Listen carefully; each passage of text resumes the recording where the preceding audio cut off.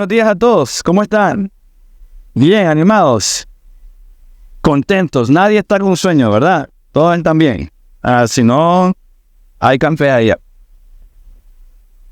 Bueno, sean todos bienvenidos, espero que se encuentren bien, alegres, agradecidos. Yo estoy muy agradecido que pudimos salir la semana pasada. Espero que todavía sigan, pues, recordando y contentos, gozosos de lo que el Señor nos permitió hacer. Hoy va a estar allá, o ya están allá en Petramanagua, Mérida, Pastor Rafael, de la isla Ometepe. Y el siguiente domingo es Balwe, ya sería el último. El último domingo que se le visita a alguien. Estén orando, no sé si les he dicho a todo esto, pero la meta es que el año que viene lo hagamos todos juntos. O sea, la meta es, eso va a ser interesante. No sé cómo vamos a lograrlo, porque habría que buscar otro lugar y toda la logística, pero bueno. Entonces nuestra meta personal tiene que ser que si lo hacemos y Dios lo permite el año que viene, pues yo digo, bueno, van a tener que ser 2 buses, espero, no sé. O sea, no es que esté buscando los números, pero hay que orar por eso, ¿no? Hay que orar para, pues, honrar al Señor en todo lo que hacemos. Oremos. Dios, gracias por tu palabra, mi Dios. Muchas gracias porque pudimos experimentar este tiempo de comunión y luego venir aquí y estar entre nosotros, Señor, y también, Padre, venir y alabar tu santo nombre de la manera como lo hicimos ahora. Qué maravilloso, Señor, qué maravilloso poder confesar con nuestra boca, creer en nuestro corazón. Tú eres quien nos sostiene, Señor. Te ruego por esta iglesia, Dios, te ruego por las familias, por lo que usted va a añadir también, Dios, desde ya que enséñanos a amarles, enséñanos a servirles, Señor. Enséñanos a cuidar nuestro corazón también, Padre, por favor. Y lo que vamos a ver hoy, por favor, Padre, que lo podamos practicar cada vez más y más en nuestras casas y en esta iglesia, Señor. Enséñanos, porque hay mucho de lo cual tenemos que ser libres en nuestro corazón para poder exaltarlo a usted, Señor. Amén. Ok, si tienen una Biblia, por favor, vamos a estar hoy en Gálatas capítulo 6, versículos del 1 al 5. Gálatas capítulo 6, versículos del 1 al 5. Ya vamos a terminar, creo que, si no me equivoco, 3 domingos más y terminamos el libro de Gálatas. Tenemos que celebrarlo porque, no sé, hemos estado, quién sabe, 5 meses o 6 meses en el libro de Gálatas, tal vez más. Voy a revisarlo. El domingo que viene les digo cuánto tiempo hemos pasado. O sea que va a ser muy bonito poder terminarlo. La semana que viene estén orando por mí, por favor, porque dense la tarea de leer Gálatas 6:6, que es lo único que vamos a leer el domingo que viene. Me va a costar. Y cuando lo lean se van a dar cuenta por qué. Pero Gálatas 6, versículos del 1 al 5, dice: hermanos, aun si alguien es sorprendido en alguna falta, ustedes que son espirituales, restáurenlo en un espíritu de mansedumbre, mirándote a ti mismo, no sea que tú también seas tentado. Lleven los unos la carga de los otros y cumplan así la ley de Cristo, porque si alguien se cree que es algo, no siendo nada, se engaña a sí mismo. Pero cada uno examine su propia obra y entonces tendrá motivo para gloriarse solamente con respecto a sí mismo y no con respecto a otro, porque cada uno llevará su propia carga. Ok. Lo que vamos a ver hoy, realmente yo sé que más de alguno no le va a chocar un poco.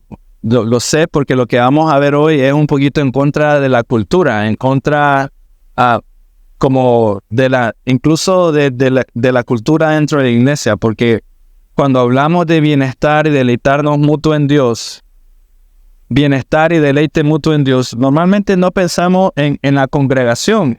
Pienso en mí mismo, no, pienso en cómo me siento, lo que hago. Pero lo que estamos viendo aquí desde un inicio es si alguien es sorprendido, ustedes, habla ahí en plural, está hablando a la congregación. Y nos estamos acercando al final de la carta de Gálatas, escrita por Pablo.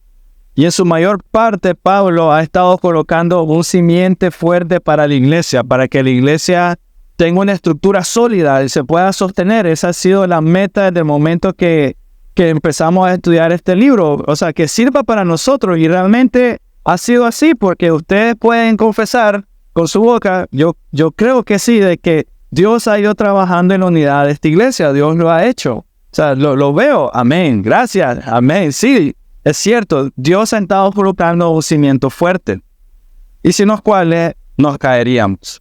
Pero hoy Pablo nos va a hablar sobre algo que es necesario poderlo practicar.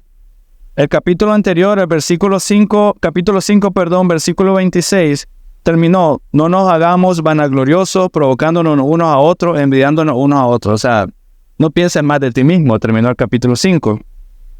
Pero ahora Pablo nos muestra en los últimos versículos, capítulo 6, cómo debe ser la actitud en la comunidad cristiana. ¿Cuál es nuestra meta? ¿Cómo debemos de comportarnos nosotros? Y Pablo comienza así el capítulo 6. Cuando un hermano cristiano cae en pecado, los que viven por el Espíritu deben restaurarlo con mansedumbre, teniendo cuidado de no caer ellos mismos en la tentación, dice Pablo.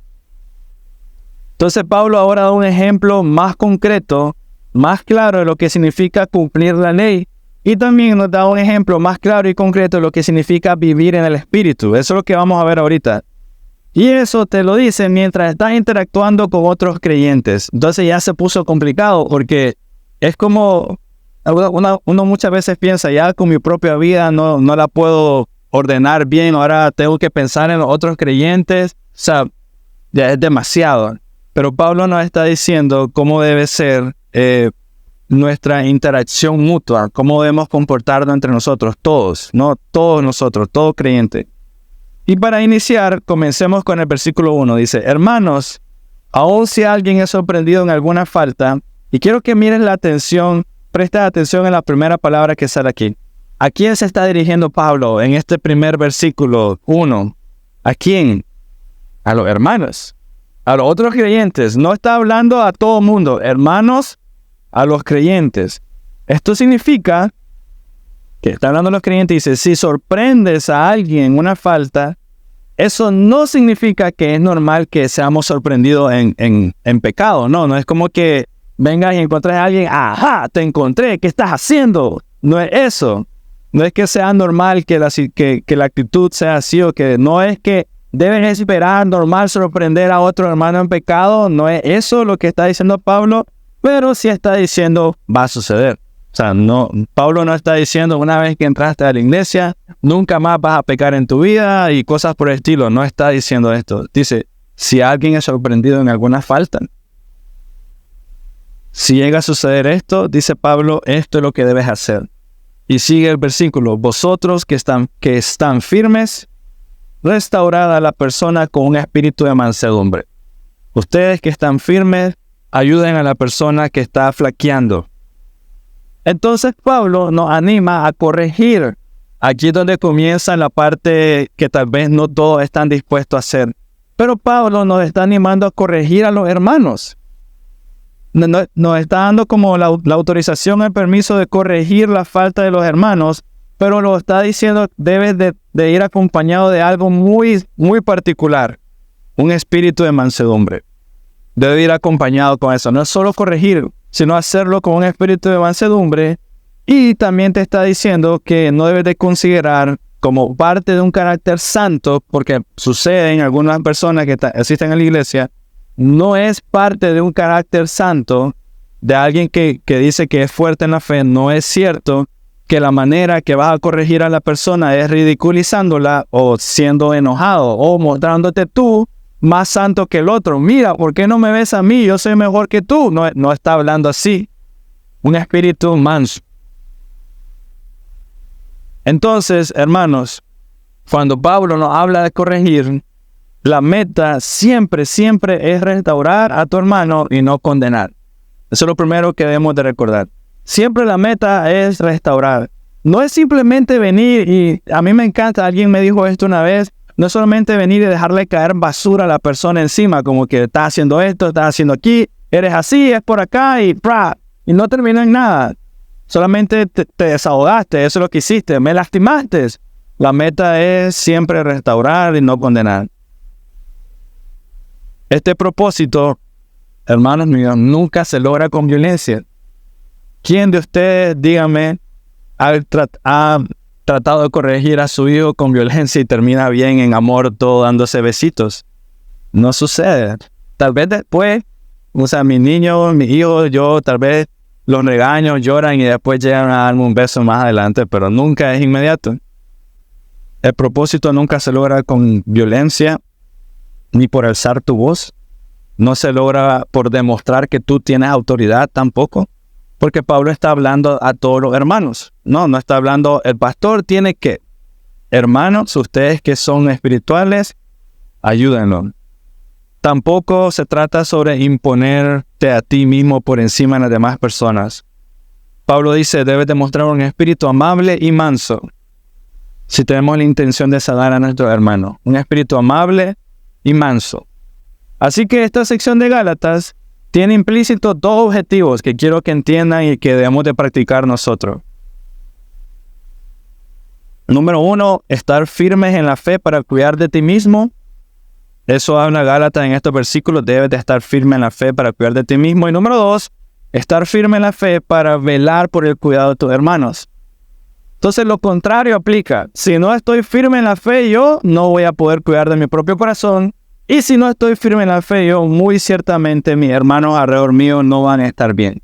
Y eso sucede. Yo les diría, ¿saben cómo hacer un scan rápido de cómo está una iglesia? Mira al pastor y mira a los líderes. Si ellos no son hombres y mujeres agradecidos, gozosos, la iglesia no va a estar así. Si ellos no son generosos, la iglesia no va a ser generosa. Si ellos no están orando constantemente, la iglesia mucho menos va a estar orando constantemente. Entonces debemos de estar firmes en la fe para cuidar de nosotros mismos y debemos de estar firmes en la fe para el cuidado de la iglesia en general. Y quiero que entiendan lo importante que es la comunidad de la fe. Es muy importante, todos ustedes que están aquí, conózcanse la cara, conózcanse mutuamente. Es muy importante la familia en la fe. No venimos aquí solo para reunirnos. No venimos solo, es un privilegio adorar al nombre de Dios individualmente tú y ya. No es eso. Se trata de cuidado y ánimo mutuo. Esa es una parte muy importante. Cuidado y ánimo mutuo. No se trata solo de tu vida, no se trata solo de tus niños. Y quiero que entiendan esto. Cuando alguien en el cuerpo de Cristo falla, cuando alguien se duele en el cuerpo de Cristo, todo el cuerpo se debe doler también, porque es parte del mismo cuerpo, ¿sí o no? La Biblia lo enseña, ¿no? Si me golpeo el dedo, todo mi cuerpo duele. El dedo no grita, soy yo el que grito de dolor, porque una parte de mi cuerpo ha fallado. Cuando alguien falla, el cuerpo se duele. Pero también es lo contrario. Cuando te mantienes firme, el cuerpo es bendecido, ¿no? Si hago una dieta, si paro de comer pan, mi cuerpo es agradecido, ¿sí o no? Todo el cuerpo, no solo mi panza, mi cuerpo empieza a tener más fuerza, tal vez me despierto más temprano, empiezo a tener mayor concentración. Cuando alguien falla, el cuerpo se duele, pero también cuando te mantienes firme en el Señor, el cuerpo es bendecido. O sea que no tienes que ver tus fallas como tuyas. Y voy a darle otro ejemplo. Cuando las maestras están sirviendo en Petra Kids, claro que deben de servir como para el Señor. Pero también debería haber un sentimiento en ellas de que estos son mis niños, ¿no?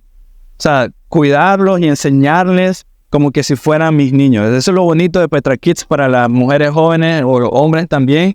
Aprendes mucho sobre cómo hacer un devocional para tus niños. Si antes no lo había hecho, aprendes mucho ahí para hacerlo con ellos. Es de bendición. El tiempo de alabanza aquí, aunque claro, venimos y nos acercamos y adoramos al Señor, queremos exaltar su nombre. Por supuesto que sí, esa es la razón primordial. Pero también lo hago con mis hermanos en la fe con quienes me deleito en el Señor. No simplemente estás sentado a la par del que te tocó y a la que feo que canta el que tengo al lado. No estás pensando en esas cosas. Estás pensando en alabar al Señor y estás gozoso de hacerlo con tus hermanos alrededor. Así que no debes ser indiferente. Ese es el mal de la iglesia hoy en día y Matagalpa no es la excepción. No debes de ser indiferente. Miran muchas veces las iglesias, miran al hermano triste y no se le acercan. Mira al hermano enfermo y no sé, déjalo en paz, está teniendo su tiempo, su momento solo de depresión. Cuando se le pase le preguntas. Miran al hermano ahogarse en pecado y no buscan cómo restaurarlo, ni siquiera le preguntan. Y para colmo, aquellos que sí se acercan, cuando se acercan lo hacen para condenarlo más. Como, ¿por qué no estás alegre en el Señor? No miras lo que Dios lo merece todo. Y sí, amén. Pero algunas veces somos engañados y en lugar de reclamar, quiero ánimo. En una iglesia sana, entonces, hermanos, las cargas de otros no son un atraso. Quiero que tus cargas, tu pecado, no es tanto un atraso. Mis cargas no son un secreto que yo debo de guardar para que los demás hermanos en la iglesia me hablen o les caiga bien o me llamen o tengan tiempo conmigo. Mis cargas no son un secreto que debo de ocultar para que me acepten los demás. Al contrario, las cargas del hermano creyente, Pablo nos está enseñando, son una oportunidad que tengo para ayudar a mi hermano a llevar sus cargas. Son una oportunidad que tengo para que juntos caminemos hacia el Señor. Eso es lo que yo recuerdo con mi esposa. Mi esposa es quien me acompaña el peregrinaje juntos hacia el Señor hasta el día de nuestra muerte. Pero la iglesia en cierto sentido también lo es. Los hermanos que ustedes ven en la fe son hermanos que te acompañan a caminar junto al Señor y quienes te ayudan a sostener una carga que a lo mejor no puedes. Y así juntos exaltar a Dios. Juntos compartir, ser fortalecidos para seguir. Y seguimos solo por la gracia del Señor, no porque yo estoy al lado de Él. Porque la verdad, si yo estoy al lado suyo para llevarlo al Señor, no es bueno para ustedes. Más bien le voy a decir, llévame que estoy cansado. Pero juntos, dependiendo del Señor, es diferente. O sea que cuando tenemos luchas, no son luchas privadas. Y aquí es donde ya comienza la parte contracultura, ¿no? Porque normalmente mis luchas, siempre escucho a la gente y digo, bueno, todos tenemos nuestras luchas, todos tenemos nuestras cargas. O sea, es mi vida. Cuando tenemos luchas, no son luchas privadas que debo conquistar por mis fuerzas o que debo conquistar por mi cuenta. Debes recordar algo siempre. El Señor te dio su Espíritu, te dio su palabra, pero al mismo tiempo Él también proveyó y escuchen esto, hermanos maduros en la fe. Tampoco estoy diciendo cualquiera, hermanos maduros en la fe, para acompañarte en el proceso, para escucharte, que te lleven al Señor, que te recuerden su palabra, que te digan, Dios es fiel siempre. Dios proveyó aparte que es suficiente su palabra y su espíritu, pero además de eso, Él proveyó por una persona al lado tuyo, que en el nombre del Señor, que sea un hombre y una mujer madura en la fe, que te lleve al Señor siempre. Quiero que entiendan algo. Aquí Pablo dice, hermanos, aun si alguien es sorprendido en alguna falta, otras versiones hablan sobre una carga. Reina Valera, si no me equivoco, habla sobre una carga. Y la palabra, cuando dice la palabra carga, se refiere a un peso que no puedes soportar. Pero esto es diferente a la palabra cargar. Cuando yo digo voy a cargar algo, yo sé que es algo que soporto, yo sé cuánto aguanto, ¿no? Levanto a mi esposa, pero más que mi esposa no puedo aguantar. Entonces es como que una carga es algo en el original que no puedo aguantar, que es mucho más de mis fuerzas. Y luego cargar algo es algo de lo que estoy acostumbrado, que sé que puedo levantar. Pero Pablo aquí está hablando sobre una carga, algo que no puede sostener. Entonces uno empieza a preguntar, bueno, ¿qué cosas en mi vida no puedo aguantar? Déjame darte una sola respuesta a esto. ¿Eres capaz de llevar la carga de tu pecado? Solo ahí. ¿Eres capaz de llevar la carga de tu pecado? La respuesta a esto es por supuesto que no. Si fueras capaz de llevar la carga de tu pecado, Cristo no hubiera venido, muerto en la cruz y sufrido lo que sufrió, lavado tus pecados. Si fuéramos capaces de cargar nosotros la culpa por el pecado, Cristo no viene. Entonces, si no somos capaces de sostener o llevar la carga de nuestros pecados,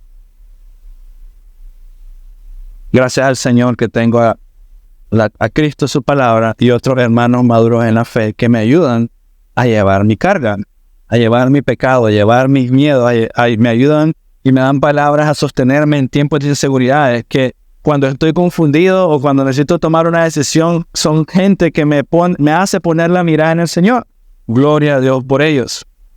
Y así yo les diría, la iglesia entonces es una comunidad de creyentes que además de alabar y conocer al Señor, también velan por el bienestar mutuo y el deleite mutuo en Dios. ¿Cuántas veces por estar solos nos aislamos y nos olvidamos del Señor? No, te ha pasado. O sea, te quieres apartar, quieres estar en tu burbuja, pero muchas veces el resultado es estar solo. Y aquí yo les diría a ustedes, iglesia, escúchenme, esto es para ustedes. Todos nosotros tenemos la responsabilidad con cada persona que está aquí presente. Tienen que escucharlo. Tienes, tú y yo, la responsabilidad con cada persona que está aquí presente. La responsabilidad con cada niño que está ahí arriba. Con cada persona que está sirviendo, cada maestra en Petra Kids. Todos tenemos una responsabilidad con cada uno aquí. Y debemos de hacer lo necesario dentro de la voluntad del Señor. Eso también es importante. Lo necesario dentro de la voluntad del Señor para restaurar a tu hermano. Siempre pienso en un ejemplo muy práctico. Matagalpa está muy... no Matagalpa, disculpen, pero en general, cuando la gente quiere presentar a sus niños, no, tiene un niño pequeño, quiero presentarlo en la iglesia, la gente tiene una idea muy equivocada de qué es presentar a los niños en la iglesia. O sea, lo miran como un evento que tienen que hacer como parte del currículo del niño para llegar a ser un hombre o una mujer sana o santa o que vaya al Señor. Pero también parte del proceso es de que cuando el niño es presentado, la iglesia está ahí y la iglesia hace un pacto, si lo quieren poner de esa manera, o una promesa de velar también por la salud espiritual del niño. Y normalmente no lo hacen. El niño es presentado y luego la iglesia se olvida del niño. No oran por él. Y cuando miran que el padre o la madre está flaqueando, no lo regañan.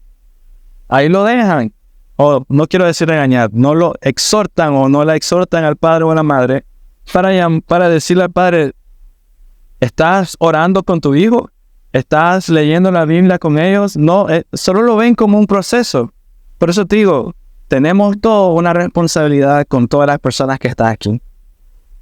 Realmente, buena y sana, el privilegio que tenemos de velar por nuestros hermanos en la fe. Por tanto, el grupo pequeño no es solo una actividad en la semana a la que te estamos animando a ir, sino que es la oportunidad que nos da Dios para orar unos por otros. Cada vez que los escucho a ustedes y comparten algo en el grupo pequeño, me da mucho gozo porque sé exactamente por qué orar por ustedes. Sé exactamente en qué animarles, ¿no? Y este miércoles me gustó mucho porque alguien dijo algo y luego la otra persona respondió, mira, ahí está Dios respondiendo a la oración de hace 2 semanas. Y yo me quedo con esas cosas como que, gloria al Señor, cuando suceden eso es de mucho ánimo y mucho gozo, pero no pasaría si no lo compartiéramos. El tiempo de oración juntos, hombres, 9:40, luego todos juntos a las 10. Son importantes.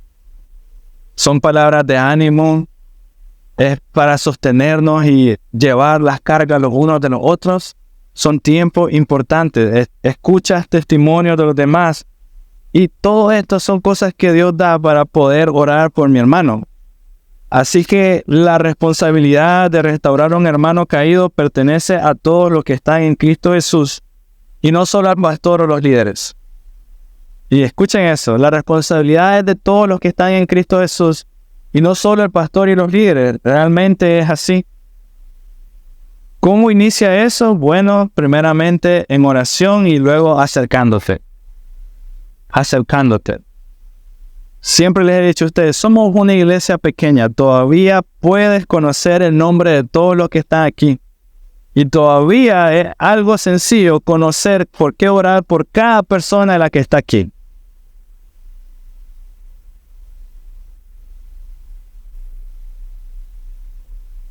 Ahora, quiero hacer un poco de paréntesis.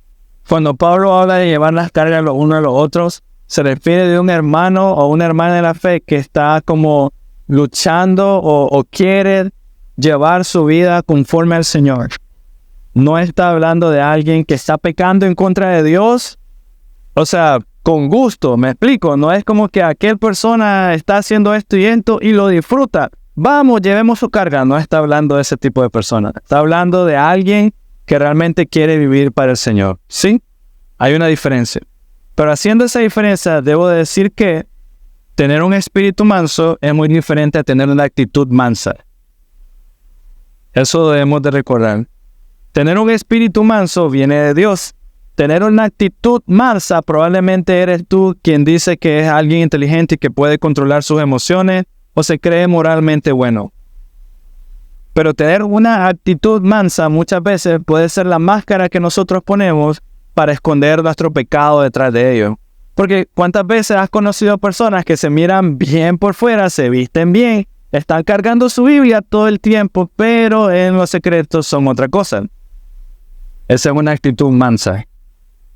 Un espíritu manso mira lo mismo por dentro y por fuera, al revés, por adelante, por atrás, en cualquier momento, cualquier día, a excepción que en esos momentos cuando eres sorprendido en alguna falta.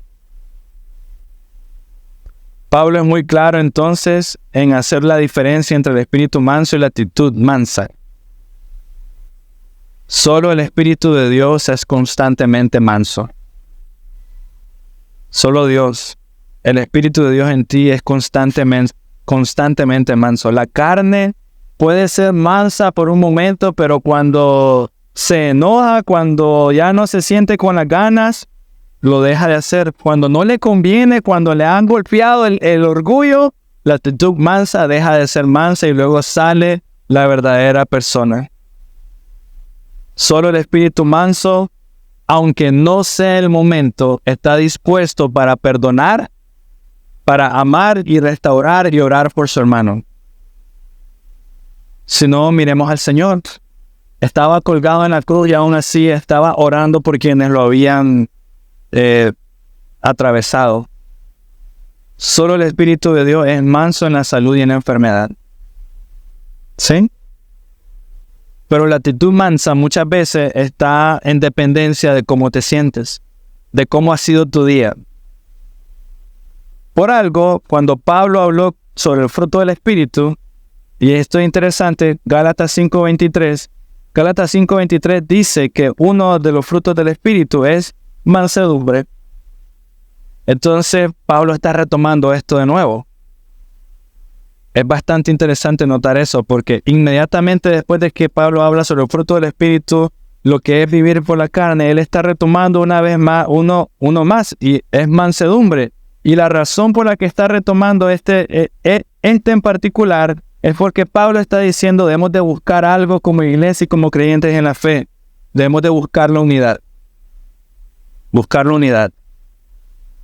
¿No? Como el domingo, fuimos todos juntos en un solo bus.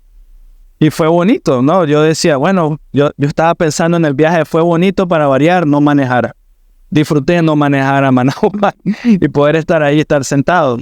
Fue muy bonito para variar ver a los muchachos sirviendo, ¿no? O sea, que de repente, no, a los que alcanzamos, porque yo creo que no había, de repente los que pudieron probar, ¿cómo se llama esto? Manuelitas, no me acuerdo qué eran, pancake. Pero solo los de adelante creo que alcanzamos a eso. Lo siento por los que estábamos atrás. Entonces, pero estábamos en un solo espíritu. No. Debemos de buscar la unidad. No solo unidad entre nosotros, también, hermanos. El domingo pasado fue un muy buen ejemplo de la unidad que trae el Señor, incluso con personas que nunca has conocido. Eso fue un muy buen ejemplo y eso para mí es un gran regalo del Señor. Espero que hayas podido estar en la mesa con alguien y te hayas sentido amado y bienvenido. Pero eso, quiero que sepas que no vino porque la persona que tenías era amable. es porque hay un solo espíritu, una sola fe, un solo Señor, un solo amor, una sola paz unos con otros. Y eso es súper interesante, es un regalo del Señor. Es como venir aquí y sentirte bienvenido, que espero que así sea desde el primer domingo que estás. Es un regalo del Señor. Entonces, incluso en esta tarea o privilegio de reconciliación que Dios nos está dando de unidad, debemos tener también mucho cuidado, porque Pablo nos advierte: ten cuidado de ti mismo, no sea que también caigas. Porque aunque llegues con buenas intenciones, esas buenas intenciones no te van a proteger en contra del pecado. Aunque quieras ir y restaurar a tu hermano, ten cuidado en la manera como vayas. Pablo dice, tiene que ser con un espíritu manso. Porque ese espíritu manso, sin importar el resultado, siempre dará gloria a Dios. Vas a acercarte con espíritu de mansedumbre y sin importar lo que te diga la persona, a lo mejor la persona te va a decir, andate de aquí, no te quiero ver, papá. Pero vos vas a decir, bueno, Señor, vas a salir de ahí no enojado, sino orando más por la persona. Y si llegas y la persona más bien te dice, gracias, estaba esperando que alguien me hablara de eso, vas a salir de ahí bendecido porque escuchaste al Señor. Así que el espíritu manso cuidará tu corazón. El espíritu manso siempre va a poner tu mirada, tus sentimientos, todo tu ser hacia el Señor. En cambio, una actitud mansa sería diferente, porque si te encuentras con alguien, no te metas en mi vida, no sé qué viniste a hacer, la persona que viene con una actitud mansa se va a ir enojado. Ese hermano no lo volteen a ver nunca más, no lo llamen, no nos interesa. Es muy enojón o es muy enojada, no sabe apreciar las cosas. Fuiste con una actitud mansa. El resultado muchas veces es peor para la persona que fue. Ay, Señor. Pablo también nos advierte que incluso cuando haga esto, ten cuidado de ti mismo, mira tu propio corazón. Porque por más que tengas las intenciones de rescatar a tu hermano, primero que nada, ten cuidado de tu propio corazón. Cuidado que no caigas. Y les voy a dar un ejemplo chistoso, pero que es muy cierto. Vas donde un doctor, y más ahorita que hay muchas enfermedades respiratorias, creo yo. Vas donde un doctor y el doctor dice, sí, necesitas esto y esto y esto y esto. Y de repente el doctor se enferma de lo mismo. ¿Cuántos doctores ustedes conocen que les recetan pastillas y ellos no se las toman? Aquí tengo una riéndose, ya le ha pasado. El doctor sabe el mal que tienes y te dice cómo tratar ese mal. Pero incluso ese doctor se contagia de la misma enfermedad y no toma la misma medicina o algo parecido. O es también como que mires a alguien que se está ahogando y se te ocurre la genial idea de ir a rescatar a esa persona que se está ahogando, pero tú no sabes nadar. ¿Qué va a pasar? Se está ahogando todo. Debes de cuidar tu corazón primero que nada. Así que si deseas acercarte a alguien, que lo cual te animo a hacerlo, a tu hermano en la fe, que sea por medio de mucha oración primero que nada y no descansando en tus propias experiencias, ¿no? Si te acercas a un hermano y pensando de que, yo ya pasé por lo mismo, le puedo ayudar, llegaste mal. Tienes que llegar con un espíritu de mansedumbre. Cuidado de ti mismo, no sea que también caigas. Si llegas diciendo, yo ya pasé por lo mismo, ¿en quién estás descansando? ¿En el Espíritu de Dios o en tu experiencia? En tu propia experiencia. Y por más que tengas esa misma experiencia, no es lo mismo. Eres un pecador, la otra persona es pecadora, los resultados pueden ser muy diferentes. Cuida de ti mismo, no sea que también caigas. En el momento en que pensamos que estamos por encima de algo que tú, no, a mí ese pecado no me afecta, yo ya lo tengo bien controlado. En ese mismo momento estás más expuesto que nunca a ese pecado. El que piensa que está por encima, digamos, jamás cometería yo adulterio. No, yo sería incapaz de hacer algo así. En ese momento es probable que estés más cerca de cometerlo. Porque estás confiando en ti y no en el Señor. Ustedes que son espirituales, dice la Biblia. Y Pablo está hablando de aquellos que tienen un temor sano, o aquellos que tienen, digamos, sus emociones, no, su corazón más entrenado en poner la mirada en el Señor, que los mantiene libre de pecados. Si tú eres una de esas personas de que está constantemente poniendo la mirada en el Señor y está constantemente como cuidándose de pecar en contra de Dios y te ha funcionado, gloria al Señor, que si es así, Dios dice, no te quedes solo ahí. Dice, ustedes que son espirituales, ¿no?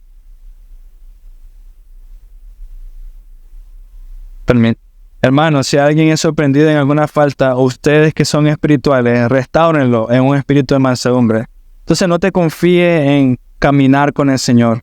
Ustedes que son espirituales, no se queden así.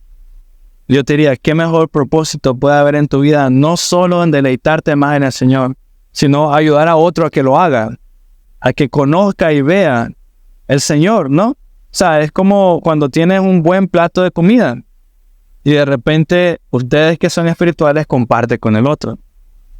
Ustedes que son espirituales enséñanle al otro a amar y ver más al Señor. Si no, miremos a Cristo. ¿Qué hombre ha caminado en esta tierra que ha sido más lleno del Espíritu de Dios, si lo ponemos de esa manera, o que ha caminado como un hombre manso como Él? ¿Qué hizo Él? ¿Cómo se comportó Él? Miremos cómo ponía Cristo en práctica esto mismo. Ustedes que son espirituales, restáurenlo en un espíritu de mansedumbre. ¿Cuántas veces Él respondía así, con un espíritu de mansedumbre a sus propios apóstoles? Porque habían cosas que ellos hacían que Dios les pudo haber dicho, me voy a conseguir a otros. Nunca entendieron, cabezaduras. Pero gracias al Señor que no contestó así nunca. Yo contestaría así por mi propio pecado. Yo estaría muy mal en contestar de esa manera, pero miremoslo a Él. Y así dice Pablo, cumplan así la ley de Cristo, el versículo 2. Y eso es interesante. Pablo no se olvida quiénes son las personas que lo están escuchando, su audiencia. Pablo está diciendo, si es necesario que se nos imponga una ley o una carga, ¿qué mejor ley sería que se nos deba pedir cuenta de la compasión mutua que nosotros tengamos?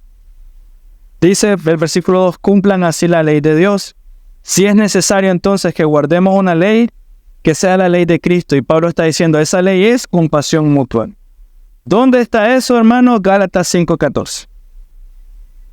Recordemos que el mayor problema al que se enfrentaba Pablo con los Gálatas, con la iglesia, era el legalismo. Había mucha gente tratando de cumplir leyes para como sentirse bien delante del Señor y que se ganaron el cielo por lo bien que se han comportado. Y Pablo le está hablando de nuevo a estas personas diciéndole, ok, ¿quieren cumplir la ley?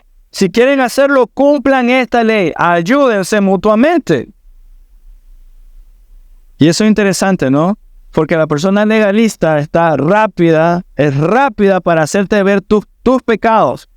Es rápida para hacerte ver lo mal que estás haciendo, pero es muy lenta para ayudarte a llevar tu carga. En cambio, la persona mansa lo hace. Así que cuando cada uno ayuda con compasión a su prójimo, la ley de Cristo se está cumpliendo. Gálatas 5:14 dice, toda la ley en esta sola palabra se cumple. Amarás a tu prójimo como a ti mismo. Pablo está regresando a poner la mirada en la ley. Ok, ¿quieres cumplir la ley? Ama a tu prójimo como a ti mismo. Cúmplela. Entonces, una vez más, vemos que Pablo realmente está dirigiendo a toda la iglesia o a todos los Gálatas al cumplimiento real de la ley. Lo está dirigiendo a eso. ¿Y cómo se hace?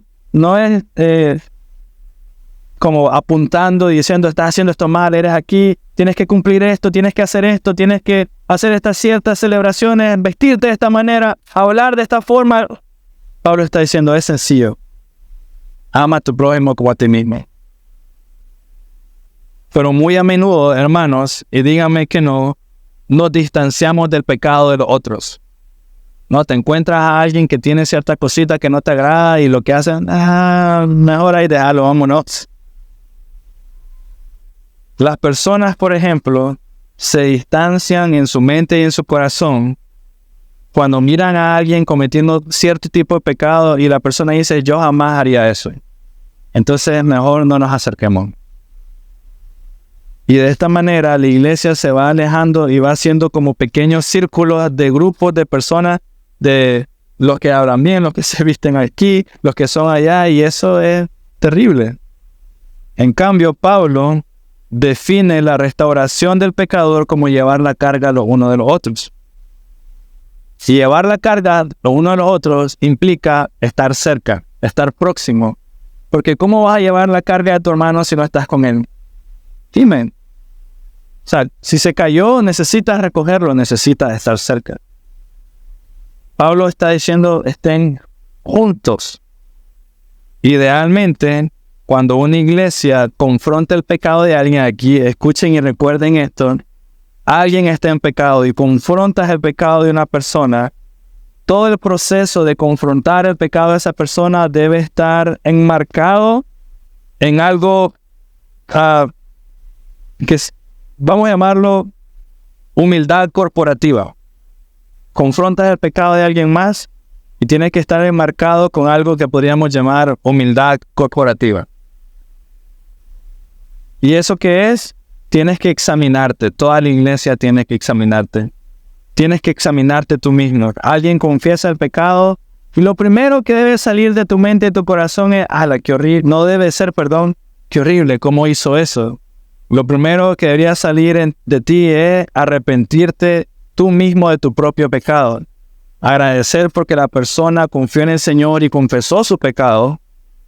Arrepentirte de tu pecado y también deberías de orar por la persona que confesó el pecado. Deberías de orar para que la persona también se arrepienta y deberías de orar para que la persona sea restaurada a la comunión con la iglesia. Entonces, es como Nehemías. Nehemías, cuando estaba en este proceso de construir el muro, toda la nación estaba en pecado y él los confrontó e inmediatamente la nación confesó su propio pecado. O sea, era como, en lugar de apuntar hacia afuera, comenzó de adentro y terminó hacia afuera. O sea, que deberíamos de arrepentirnos de nuestro propio pecado, deberíamos de orar por la persona culpable que confesó el pecado y deberíamos de orar también por el arrepentimiento y que la persona regrese a la comunión dentro de la iglesia. Pero muy a menudo eso no sucede, ¿no? Más bien las personas son condenadas al exilio, apartadas. Si de repente conocemos un pecado muy grave de alguien de aquí y toda la iglesia lo sabe, ¿qué sucede normalmente con la iglesia de esa persona? Lo excluye. Y lo excluye porque él es el pecador, nosotros somos los santos. Y en ese momento toda esa iglesia está siendo peor que el pecador. ¿Qué pasa entonces con aquellos que están bajo la disciplina de la iglesia? Porque confesaste un pecado, debe de haber algo de disciplina. ¿Qué pasa con esas personas que están bajo la disciplina de la iglesia? ¿Cómo reacciona ante ellos o cómo deberías de reaccionar? Le hablamos, los animamos, les decimos que sentimos su carga, sentimos su pecado y sentimos peso en nosotros por la restauración de esa persona hacia el Señor.